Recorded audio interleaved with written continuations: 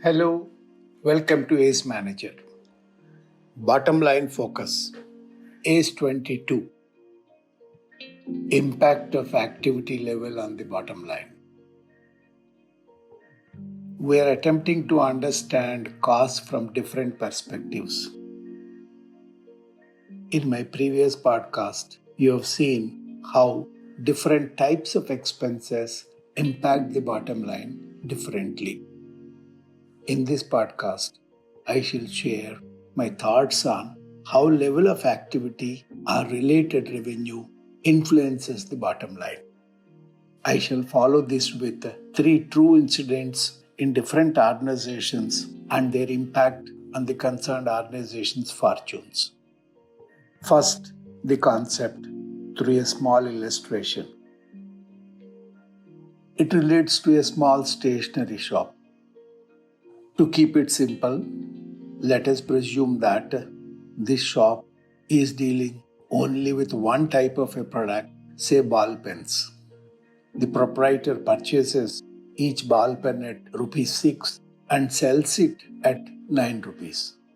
His monthly expenditure on rent and electricity is 3000 rupees. How does his P&L look if he purchases 1000 pens in a month and sells them? His revenue is 9000 rupees because he is selling each pen at 9 rupees, and his purchase cost is 6000 rupees because he is buying each pen at 6 rupees, and his gross margin is 3000 rupees.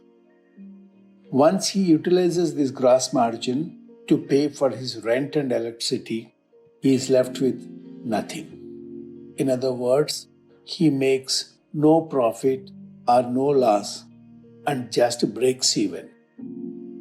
We can say that 1000 pence sale or activity level per month is his break-even level. Let me say next month he could only sell 500 pence.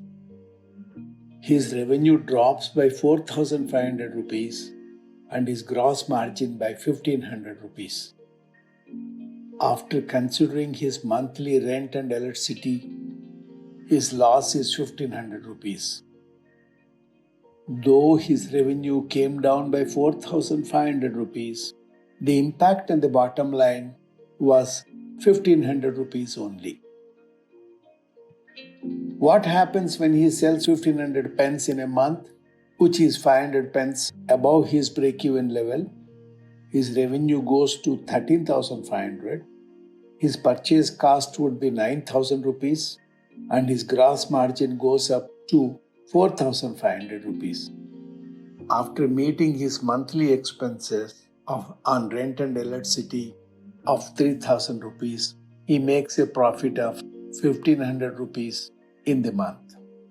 Let me say he is able to sell 3,000 pens in the following month, double of 1,500 pens sold in the previous month.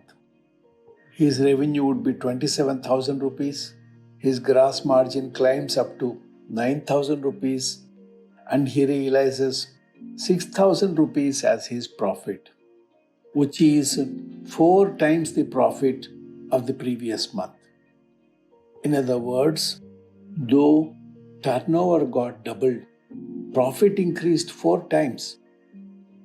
If you can take a piece of paper and write down these numbers, listening to the podcast again, there will be greater clarity.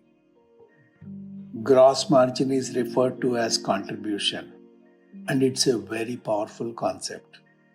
I had used it quite effectively in many organizations.